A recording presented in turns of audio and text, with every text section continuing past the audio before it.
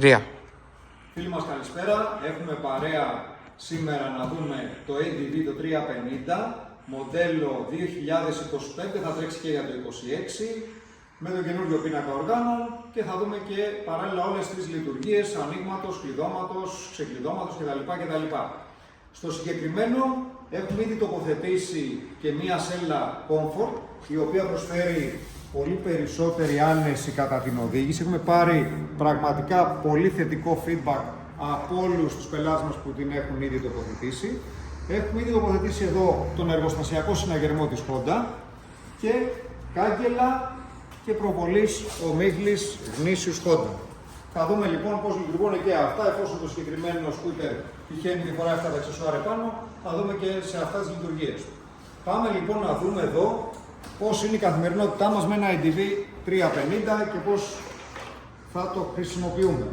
Στο ντουλαπάκι εδώ που άνοιξα αριστερά, πιέζοντας στο σημείο που έχει αυτά τα ανάγλυφα εδώ, ανοίγω και κλείνω το ντουλαπάκι, το οποίο όμως προσέχουμε γιατί δεν κλειδώνω.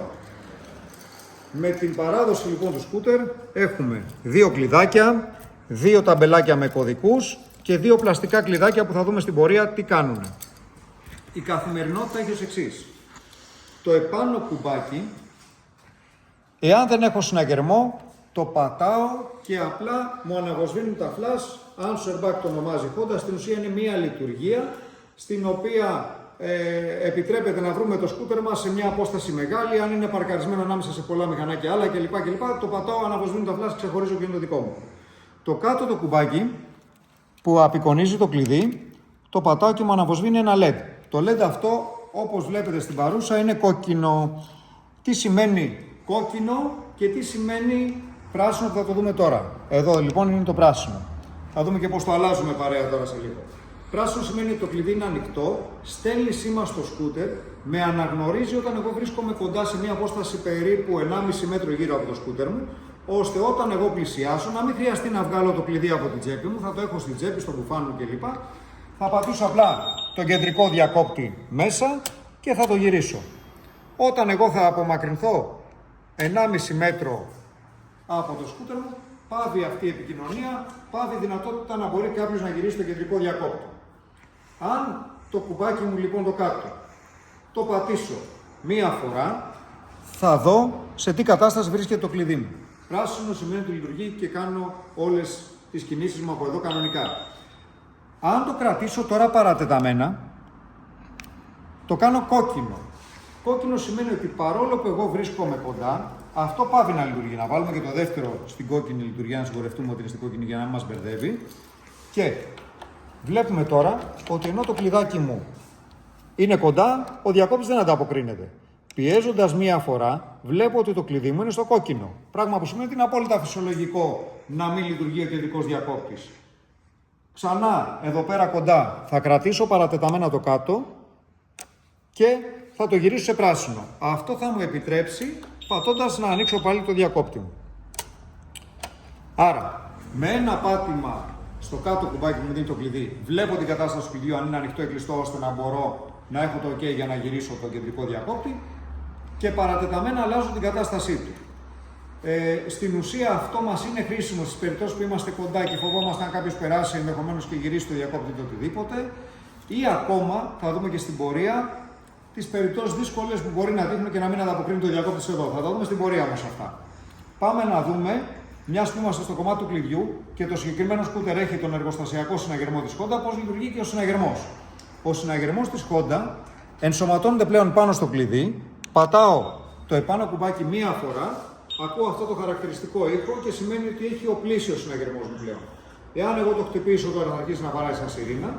Όταν επιστρέψω πίσω, δεν χρειάζεται να κάνω τίποτε, παραμένουν τα κλειδιά στην τσέπη μου και πατώντας τον κεντρικό διακόπτη, όπως έκανα και πριν που δεν υπήρχε συναγερμός, θα ανοίξει και θα ακυρωθεί μόνος του συναγερμός. Αυτή είναι η ευκολία χρήσης του εργοστασιακού συναγερμού, πέρα από το κομμάτι της συνδεσμολογίας όπου θα πάει και θα τοποθετηθεί στις εργοστασιακές αναμονές που έχει ήδη το σκούτερ για το συγκεκριμένο συναγερμό. Προχωρώντας, θα δούμε τις θέσεις του διακόπτη. Οι θέσεις του διακόπτη στο συγκεκριμένο μηχανάκι έχουν ως εξής. Βλέπουμε αυτό εδώ το τετραγωνάκι μπροστά, το οποίο λειτουργεί σαν βελάκι και μου δείχνει πού βρίσκεται ο διακόπτης μου. Στο 0 το μηχανάκι μας είναι σβηστό, με το τιμόνι μου ελεύθερο. Μπορώ να το μετακινήσω το τιμόνι, αλλά το μηχανάκι δεν λειτουργεί. Όταν εγώ απομακρυνθώ, εννοείται πως θα σβήσει και αυτό το μπλε και δεν μπορεί κανείς να το πειράξει όπως έσβησε. Η επόμενη σκάλα μας έρχεται στη μέση ο κεντρικός διακόπτης και αν θα παρατηρήσουμε εδώ που αναφέρει το seat και το fuel, σημαίνει ότι απελευθερώνονται αυτά τα δύο μπουτόν εδώ. Αυτά τα δύο μπουτόν τι κάνουν εδώ? Το ένα μας ανοίγει, όπως βλέπουμε, τη βενζίνη για ανεφοδιασμό για το καύσιμο. Σηκώνουμε, υπάρχει θεσούλα υποδοχή για να αφήσω την τάπα όση ώρα ανεφοδιάζω. Γυρνάω, βάζω την τάπα μου, τη στρίβω, κλείνω και μέχρι εκεί. Το δεύτερο κουμπάκι αριστερά, πιέζοντάς το, μας ανοίγει τη σέλα.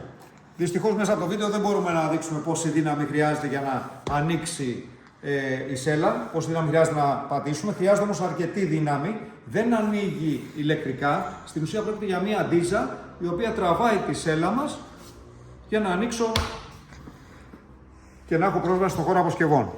Ο λόγος λοιπόν για τον οποίο η Honda έχει επιλέξει να είναι ντίζα αυτό εδώ και όχι ηλεκτρικά είναι ότι η μπαταρία μας βρίσκεται σε αυτό εδώ το σημείο.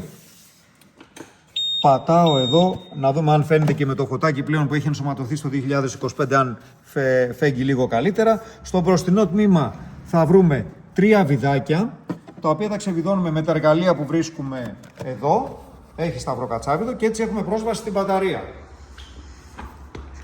Ο λόγος λοιπόν που γίνεται αυτό είναι στις περιπτώσεις που το σκούτερ μου μείνει από μπαταρία και εγώ έχω αφήσει το διακόπτη μου εδώ, στο 0. Αυτό εδώ θέλει ρεύμα. Εάν δεν έχω ρεύμα, δεν μπορώ να το γυρίσω σε αυτή τη θέση ώστε να ελευθερωθεί αυτό το μπουτόν.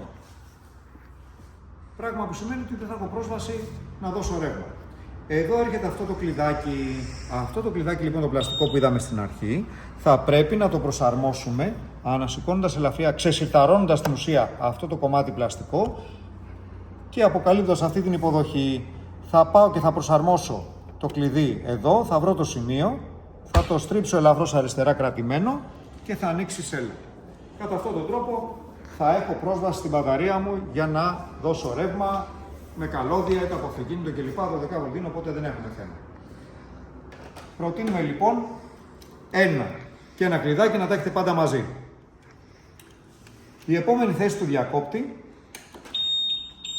είναι η θέση 1, όπου στην ουσία ανάβει ο πίνακας οργάνων και παραδοσιακά στη Honda πρέπει να πιέσουμε σε όλα τα σκούτερ το πίσω φρένο τέρμα πατημένο. Ο ήχος που κάνει είναι 2 κλακ, το ένα είναι για να μας ανάβει το πίσω stop και το δεύτερο για να μας δώσει το OK και να εκκινήσουμε σε συνδυασμό με τη μίζα.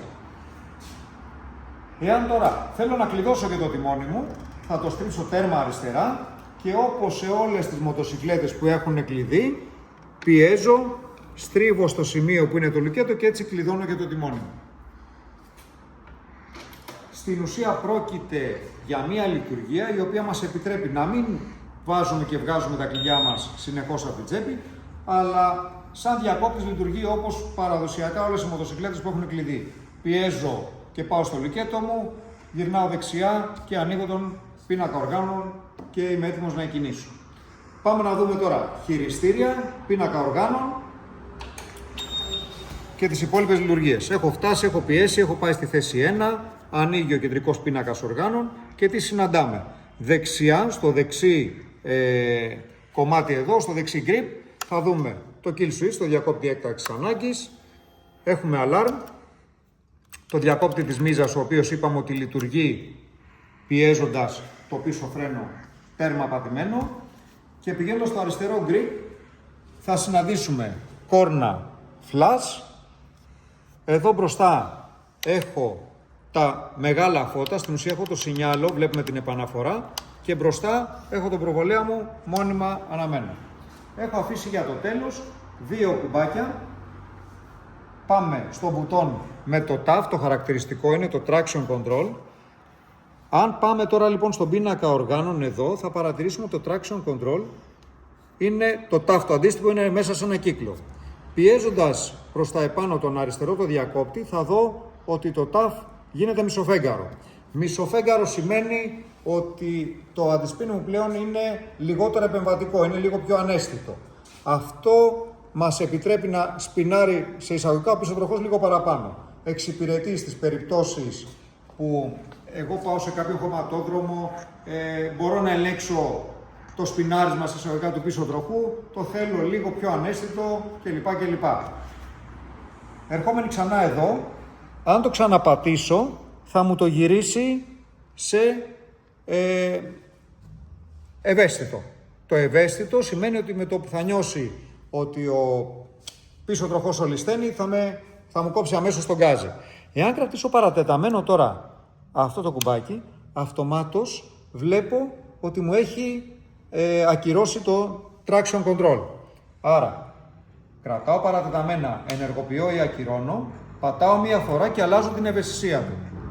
Εννοείται πως όταν εγώ σβήσω το κεντρικό διακόπτη και ξαναβάλω μπροστά, το traction control κάθε φορά που ξεκινάω, η ευαισθησία του είναι στο full, δηλαδή είναι στο πιο ευαίσθητο κομμάτι, στο πιο επεμβατικό. Κατ' επιλογή, διαλέγω ανάλογα με τις συνθήκες του δρόμου και το πώς εξυπηρετεί το στυλ της οδήγησής μου, το traction control. Πάμε εδώ, όπου στην ουσία έχουμε πλέον τον διακόπτη τον αριστερό που η Honda τον ενσωματώνει σε πάρα πολλές μοτοσυκλέτες. Θα το δούμε σε όλα τα υπόλοιπα μοντέλα από το 25 και μετά και στο NX κλπ. Θα δούμε και τα υπόλοιπα μοντέλα σε ξεχωριστά βίντεο. Τι βλέπουμε λοιπόν εδώ? Στον πίνακα οργάνων έχουμε ένα στροφόμετρο, έχουμε το ταχύμετρό μας, το traction το είδαμε.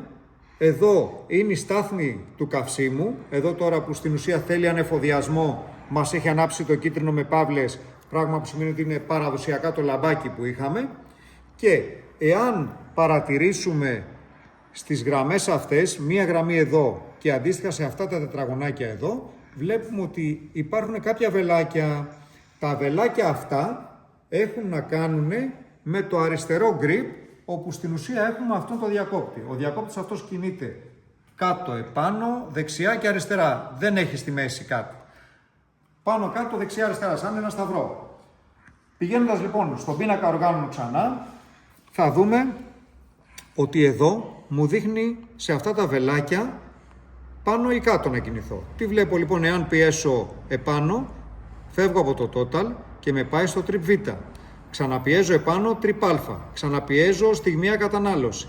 Ξαναπιέζω total, συνολικά χιλιόμετρα.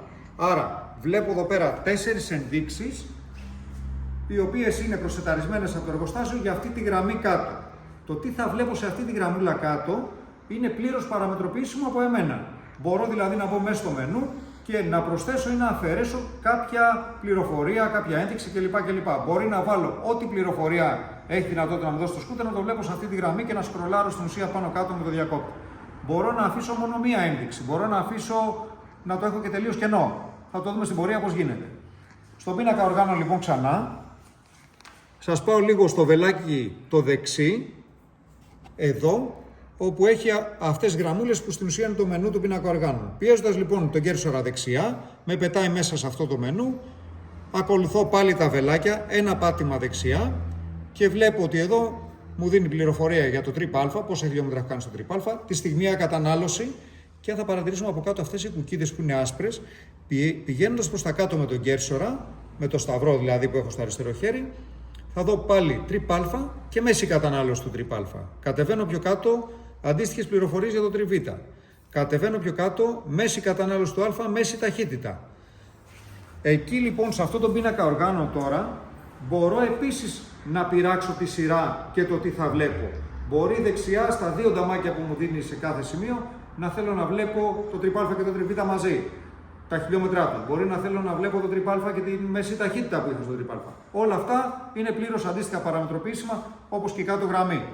Θα δούμε και αυτό πώς το κάνουμε στις ρυθμίσεις. Βγαίνω λοιπόν πίσω. Εδώ είμαστε σε αυτό το σημείο. Πιέζοντας τώρα αριστερά το βελάκι μου, θα έρθω εδώ δηλαδή και θα πιέσω αριστερά, θα δω ότι με ξαναγυρνάει στο προηγούμενο μενού. Κατεβαίνω μία κάτω με τον σταυρό που έχω στο αριστερό χέρι και βλέπω ότι με πάει στο εικονίδιο της βενζίνης. Μπαίνω μέσα δεξιά. Εδώ στην ουσία μου δίνει την επιλογή όσον αφορά το κομμάτι του καυσίμου, πώς προτιμώ να βλέπω τη στάθμη του καυσίμου, είτε σε νταμάκια είτε σε αυτονομία. Γι' αυτό λοιπόν θα δούμε ότι πηγαίνοντας εδώ που έχω τη βενζίνη μου, fuel ή range. Βλέπω λοιπόν πόσα χιλιόμετρα κατά προσέγγιση έχω να κάνω, ή σε νταμάκια, αν δηλαδή είχε παραπάνω καύσιμο και υπήρχε ένα νταμάκι εδώ αναμένο αυτή τη στιγμή, θα μας έδινε νταμάκι. Αν το γυρνούσα κάτω θα μας έλεγε 45 χιλιόμετρα ακόμα αυτονομία κλπ. Φεύγω πίσω, κατεβαίνω κάτω, από εδώ λοιπόν που ήμασταν κατεβαίνω κάτω, μπαίνω μέσα, ακολουθώ τα βελάκια ξανά, μηδενισμός χιλιόμετρων. Τρίπ α, τρίπ β. Βλέπω λοιπόν ότι στο τρίπ α έχω κάνει 2 χιλιόμετρα και θέλω να το μηδενίσω. Εδώ υπάρχει ένα διπλό βελάκι. Όπου βλέπουμε διπλό βελάκι, σε όλα αυτά τα μενού υποδηλώνει παρατεταμένο πάτημα. Ένα βελάκι πηγαίνω μία φορά το κουμπί μου δεξιά ή αριστερά πάνω ή κάτω. Διπλό βελάκι το κρατάω πατημένο μέχρι να μας δώσει την αντίστοιχη λειτουργία. Πάμε να δούμε πώς λειτουργεί λοιπόν αυτό το κομμάτι εδώ. Είμαστε στο τρίπ α, θα κρατήσω παρατεταμένα αυτή τη στιγμή, κρατάω ήδη το κουμπάκι δεξιά και αν θα γυρίσουμε θα δούμε ότι μηδένισε το τρίπ α. Κατεβαίνω κάτω, βλέπω το τρίπ β και αντίστοιχα εάν κρατήσω παρατεταμένα και εστιάσουμε εδώ, θα δούμε ότι έχει μηδενίσει και το τρίπ β. Γυρνάω λοιπόν προς τα πίσω, φεύγω από αυτή τη λειτουργία που είχα επιλέξει. Πώς γυρνάω πίσω, αριστερά πάλι θα γυρίσω πίσω. Κατεβαίνω κάτω τα γραναζάκια μας. Εδώ είναι στην ουσία οι ρυθμίσεις όλες του πίνακα οργάνων. Πάμε να δούμε τι βλέπουμε. Function. Έχει μία λειτουργία τρίπ α auto reset. Τι προσφέρει αυτή η λειτουργία? Αυτή η λειτουργία μπαίνοντας δεξιά, με πάει ξανά δεξιά το βελάκι, ξαναπατάω λοιπόν δεξιά και εφόσον είμαι σε αυτό το πεδίο θα κινηθώ πάνω κάτω με τον cursor, εδώ θα το κάνω επάνω και θα το ενεργοποιήσω. Αυτή η λειτουργία προσφέρει το εξής.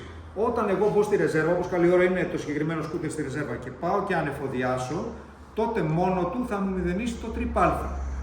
Αυτό κατ' επιλογή το κάνετε να σας εξυπηρετεί ώστε να μην μπαίνετε στη διαδικασία κάθε φορά να μηδενίσετε το τρίπ α. Πάμε να δούμε το επόμενο κομμάτι. Εφόσον βρίσκομαι εδώ λοιπόν, πάω αριστερά με το βελάκι μου, ξαναπάω αριστερά και βγαίνω. Είμαι εδώ ξανά, μπήκα δεξιά, πάτησα μία φορά δεξιά, μπήκα πάλι στο μενού των ρυθμίσεων, κατεβαίνω κάτω να δω τον πίνακα οργάνων. Είμαι στο display. Μπαίνω δεξιά, display type, πώς θέλω να βλέπω τα όργανα. Στην ουσία θα παρατηρήσατε πριν, είχαμε το στροφόμετρό μας με μία μπάρα. Εάν κατέβω εδώ, γυρνάω γρήγορα πίσω και βλέπουμε το στροφόμετρό μου πλέον έχει έρθει σε αυτή τη μορφή ή όταν ανοίγω το μενού μου γίνεται έτσι. Ανάλογα με το πώς εξυπηρετεί και πώς σας αρέσει να βλέπετε τον πίνακα οργάνων. Υπάρχει και η δυνατότητα στο σύμπλε εδώ να αφαιρεθεί τελείως το στροφόμετρο και να βλέπω έτσι σε μεγαλύτερα γράμματα, μεγαλύτερους αριθμούς τα χιλιόμετρα με τα οποία τρέχω. Το αφήνω ως είχε εδώ πέρα, στην μπάρα, γυρνάω πίσω, κατεβαίνω κάτω, ξανά μέσα, στην ουσία παίζω με το σταυρό πάνω κάτω δεξιά-αριστερά, θα πάω να πειράξω τη φωτεινότητα. Βλέπω λοιπόν ότι εγώ έχω επιλέξει η φωτεινότητά μου να είναι χειροκίνητα στην ένταση 4. Εάν θέλω θα το γυρίσω στο auto και τώρα που βλέπουμε ότι κάνω αυτή την αλλαγή εδώ, στο 4 και στο 5 το χειρίζομαι μόνος μου, γυρνάω πίσω, εάν θα το βάλω στο αυτόματο, με τον αισθητήρα ο οποίος βρίσκεται περίπου εδώ, σε αυτό το σημείο του πίνακα οργάνων, είδαμε ότι κατέβηκε αυτομάτως η φωτεινότητα. Αυτό εξυπηρετεί πάρα πολύ όταν είμαστε σε σκοτεινά σημεία κλπ. Το πρωί θα το βλέπουμε με έντονο φως, όταν σκοτεινιάζει για να μας ενοχλεί ο πίνακας οργάνων ενδεχομένως, σε επαρχιακούς δρόμους ειδικά κλπ. Χαμηλώνει αυτόματα μόνος. Πάμε να δούμε και άλλο ένα κομμάτι που έχει να κάνει με αυτό το σημείο της φωτεινότητας και το πώς θα το βλέπουμε, είναι το background. Εδώ είχαμε επιλέξει λευκό για να δούμε έτσι και λίγο πιο εύκολα στο βίντεο τις λειτουργίες.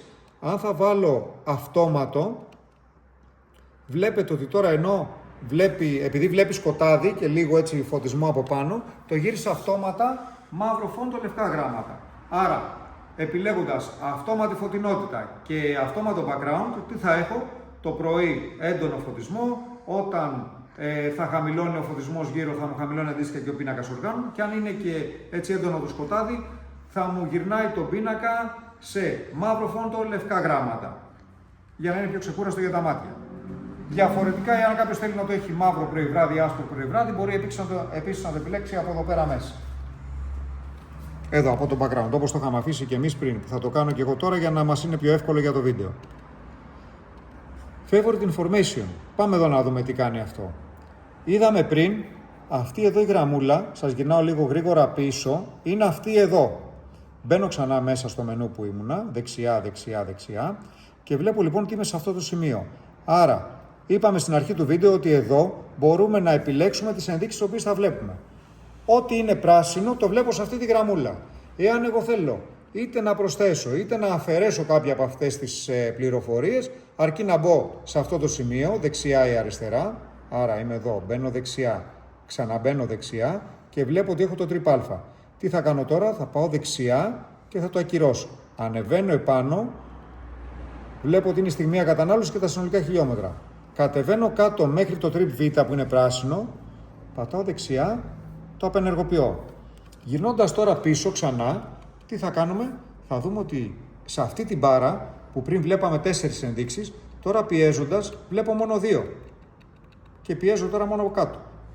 Άρα βλέπω συνολικά χιλιόμετρα και στιγμία κατανάλωση. Αντίστοιχα, εάν θέλω να τις προσθέσω όλες, μπορώ αντίστοιχα να τις πρασινίσω.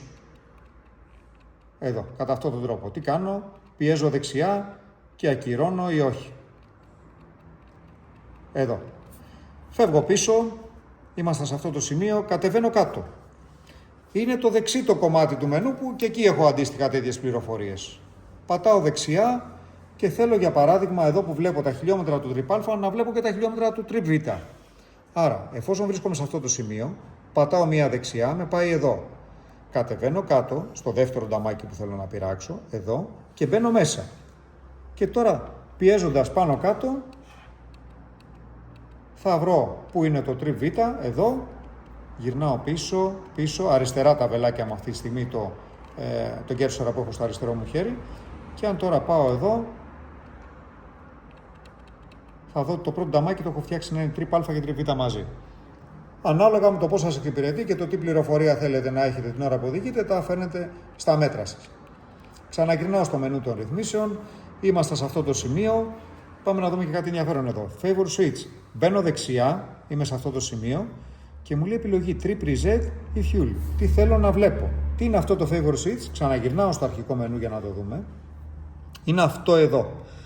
Αν θα δούμε εδώ, βλέπουμε ένα αστεράκι με διπλό βελάκι προς τα επάνω.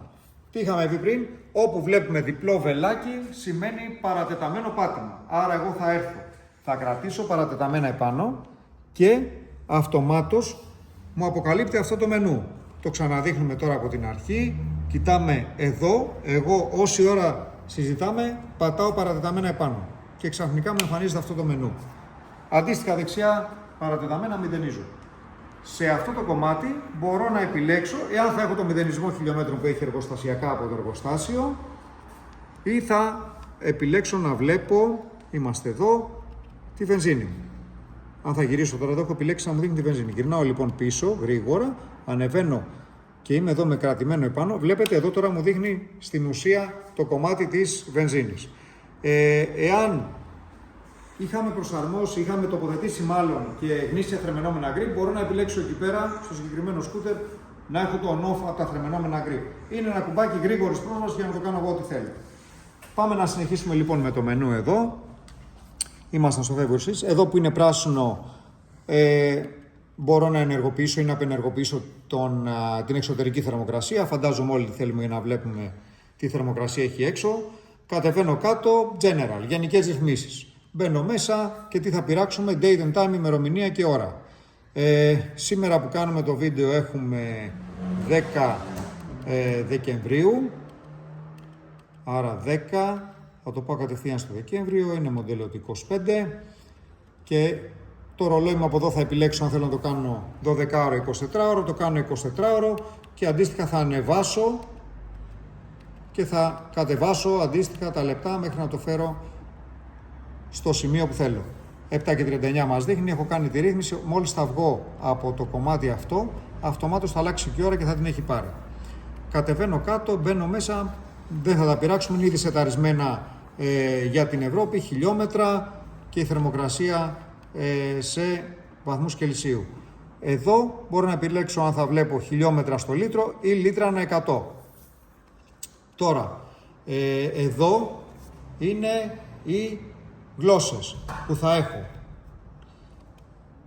Από εκεί και έπειτα δεν τα πειράζουμε, εργοστασιακές ρυθμίσεις, και εδώ είναι το Bluetooth μου, έχει να κάνει με την εφαρμογή Honda Road Sync Up, την οποία θα τη δούμε σε ξεχωριστό βίντεο, γιατί είναι κοινή για πάρα πολλά μοντέλα πλέον της Honda. Μας επιτρέπει να έχω στην ουσία μια πληροφορία στην οθόνη μέσω της εφαρμογής για τηλεφωνικές κλήσεις, μηνύματα και ένδειξη του GPS που θα έχω σετάρει ήδη στο κινητό μου. Θα το δούμε σε ξεχωριστό βίντεο αυτό. Κατεβαίνω κάτω, πάω στο service, όπου εδώ τι μπορώ να δω, maintenance, μπορώ να βάλω προς υπενθύμηση, μιας που είναι και καινούριο το συγκεκριμένο, στα 1000 χιλιόμετρα συστήνεται και η πρώτη αλλαγή λαδιών και η πρώτη συντήρησή του. Άρα εδώ θα μου εμφανιστεί ένα εικονίδιο όταν θα πλησιάζω τα 1000 χιλιόμετρα, να μου υπενθυμίσει καθαρά ότι είναι η περιοδική μου συντήρηση. Κατεβαίνω κάτω, το ίδιο μπορώ να κάνω και για την αλλαγή λαδιών. Γυρνάω αριστερά, βγαίνω πίσω. Αν κατέβω προς τα κάτω βλέπω την τάση της μπαταρίας και τη θερμοκρασία νερού του κινητήρα. Το warning info που λέει εδώ στην ουσία είναι η πίεση του λαδιού. Την ώρα που εγώ ξεκινάω, πάντα μου ανάβει ένα εικονίδιο τέτοιο κάτω. Θα το σβήσω τώρα το μηχανάκι, θα το βάλω από την αρχή για να δούμε τι είναι αυτό. Πάμε να το δούμε λοιπόν εδώ. Όταν εγώ θα ανάψω τον πίνακα οργάνων, μου ανάβει αυτή εδώ η κόκκινη μπάρα που στην ουσία έχει να κάνει με την πίεση λαδιού. Την ακυρώνω πιέζοντας δεξιά και σε αυτό το κομμάτι έχουμε τελειώσει με τον πίνακα οργάνων. Θέλει λίγο εξοικείωση, είναι εύκολο στη χρήση, στην ουσία είναι κάποια πράγματα τα οποία θα τα σετάρουμε μία φορά, θα βρούμε το σημείο που μας ενδιαφέρει ή μας εξυπηρετεί να βλέπουμε την κάθε πληροφορία και από εκεί και έπειτα απολαμβάνουμε την οδήγηση. Γυρνάω προς τα πίσω, δεν έχουμε κάτι άλλο, ανακεφαλαιώνουμε ότι εδώ έχουμε στροφόμετρο, βενζίνη, μία μπάρα με πληροφορίες εδώ, πηγαίνουμε δεξιά, μας πετάει μέσα στα μενού και αντίστοιχα εδώ δεξιά για τις πληροφορίες και ενδεικτικά θα δούμε ότι αυτό εδώ το εικονίδιο, το οποίο έχει ένα βελάκι, μάλλον έχει διπλό βελάκι αριστερά, που σημαίνει παρατεταμένα αριστερά, αν έχω ενεργοποιήσει το Road Sync Up, την εφαρμογή της Honda, θα μου πετάει μέσα και θα μου εμφανίζει εδώ το εικονίδιο της εφαρμογής, και το mute πάλι σχετίζεται με την εφαρμογή. Μιας που είμαστε σε αυτό το σημείο εδώ στον πίνακα οργάνων από κάτω, βλέπουμε λοιπόν και αυτό το κουμπί. Στην ουσία μόλις το πατάω θα δούμε ότι ανάβει και σβήνει τους προβολείς ομίλους. Το πατάω, αναβοσβήνει και από εδώ πλέον χειρίζομαι μια εύκολη πρόσβαση, να έχω ξεχωριστά, να μην έχω πάρα πολλά πράγματα στον αριστερό διακόπτη, να έχω μια εύκολη πρόσβαση εδώ. Πάμε να δούμε λίγο και το κομμάτι της ζελατίνας, να περάσουμε μπροστά. Ο μηχανισμός στην ουσία έχει δύο στρογγυλά αυτάκια, να το πούμε έτσι, τα οποία ασφαλίζουν με ελαττήριο, και το ένα από τη μία μεριά και το άλλο από την άλλη. Οπότε δεν ξέρω αν φαίνεται από μπροστά. Τραβάω και τα δύο, αυτή τη στιγμή είναι τοποθετημένοι στην επάνω σκάλα. Κατεβάζω και ενώ τα έχω έξω, αν θέλω, το αφήνω και κλειδώνει στην αμέσως πιο κάτω σκάλα. Αλλιώς το κατεβάζω με το χέρι μόνο μου. Στην ουσία, αν το αφήσω και παίξω λίγο πάνω κάτω με τη ζελατίνα, θα με πάει στην αντίστοιχη θέση που θέλω. Το βάζω τέρμα πάνω όσο ήταν και έτσι ρυθμίζω και την ζελατίνα μου. Το ύψος σε 4 διαφορετικές θέσεις. Αυτά ήταν λίγο πολύ τα κομμάτια όσον αφορά την καθημερινότητα και τη ρύθμιση του πίνακα οργάνων. Έχω αφήσει για το τέλος το κομμάτι της δυσλειτουργίας, να το πούμε έτσι, ότι πάω στη μοτοσυκλέτα μου και δεν ανταποκρίνει το διακόπτης, γιατί πολλοί μας το ρωτάτε τι γίνεται κλπ. Είδαμε τι κάνουμε με την μπαταρία. Υπενθυμίζω ξανά ότι αυτό εδώ, σηκώνοντας αυτό το κομμάτι, θα μας λύσει το πρόβλημα του έχω μείνει μπαταρία, να ανοίξω τη σέλα και να έχω πρόσβαση. Πάω στο σκούτερ μου, στη μοτοσυκλέτα μου και βλέπω ότι ο κεντρικός διακόπτης δεν ανταποκρίνεται. Το πρώτο πράγμα που θα τσεκάρω είναι αν το κλειδάκι μου είναι πράσινο ή κόκκινο. Εάν είναι κόκκινο, είναι απόλυτα φυσιολογικό. Τσεκάρω, γι' αυτό το λόγο δεν λειτουργεί ο διακόπτης. Πατάω, το κάνω πράσινο και όλα καλά, λογικά δουλεύει. Εάν αυτό είναι πράσινο και ο διακόπτης δεν ανταποκρίνεται, τότε κάτι δεν πάει καλά. Τι κάνουμε σε αυτές τις περιπτώσεις? Σε πρώτη φάση κλείνουμε το κλειδάκι μας, 30 δευτερόλεπτα, ξαναπατάμε, το δοκιμάζουμε, κάνει πράσινο, πάλι δεν. τότε θα μας βοηθήσει πάρα πολύ το κομμάτι με τους κωδικούς. Ιδανικά, εάν μπορούμε, για έτσι πιο εύκολη αποφυγή, να λύσουμε λίγο το πρόβλημα, παίρνω το σκούτερ μου και το σπρώχνω 10-20 μέτρα μπρος πίσω να φύγει από αυτό το κύμα το οποίο το επηρεάζει. Τη στιγμή εκείνη λοιπόν το σκούτερ μου δεν μπορεί να διαβάσει το κλειδί. Αυτό τι σημαίνει ότι υπάρχει κάποια παρεμβολή, κάτι υπάρχει που στην ουσία εμποδίζει αυτή την επικοινωνία. Εάν πάρω και μετακινήσω το σκούτερ μου και το πάω 10-20 μέτρα μπρος πίσω, το πιθανότερο είναι να φύγει από αυτό το κύμα, ας το πούμε έτσι, που εμποδίζει την επικοινωνία και να μπορέσω να λειτουργήσει το διακόπτη. Αν τώρα είναι κλειδωμένο τιμόνι, εάν είναι πολύ δύσκολο το σημείο κλπ. Εκεί θα μας βοηθήσουν ιδιαίτερα οι κωδικοί που δίνουμε στην αρχή. Παίρνω λοιπόν το δεύτερο σετ με τα κλειδιά.